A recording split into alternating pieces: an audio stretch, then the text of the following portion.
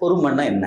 பொறுமைன்னா நம்ம ஒண்ணு விளங்கி வச்சிருக்கோம். யாராவது அடிச்சா வாங்கிக்கிறது, அல்ல அமைதியா இருக்கிறது, யாராவது திட்டினா ஏத்துக்கிறது, அதுக்கு பேரெல்லாம் பொறுமை இல்லை சார். பொறுமை அப்படின்னு சொன்னா, தேங்காய் மரத்தை நம்ம நட்டு வச்சோம் அப்படின்னு சொன்னா அது எப்ப காய் காய்க்கும்? வாழை மரத்தை நட்டு வச்சோம்னா அது எப்ப நமக்கு வாழைக்காயை தரும்? ஒண்ணுக்கு டியூரேஷன்ஸ் உண்டு.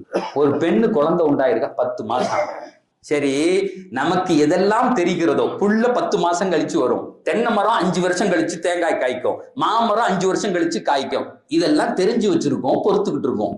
அப்படித்தானே? பெருமானார் சொன்னாங்க, சபுர்னா என்ன தெரியுமா? நீ தெரியாத விஷயத்தில் பொறுப்பதுன்னாங்க. இது 1 வருஷம் கழிச்சு வருங்க, 10 மாசம் கழிச்சு வரும்னு பொறுக்கிறல்ல, அதை கொண்டாடுறல்ல, அந்த அம்மாக்கு வலிக்கிறத நீ சிரிக்கிறல்ல. பெருமானார் சொன்னாங்க, சபுர் அப்படின்னா என்ன அர்த்தம் தெரியுமா? சிஸ்டத்தோடு பொருந்தி போவதுன்னாங்க.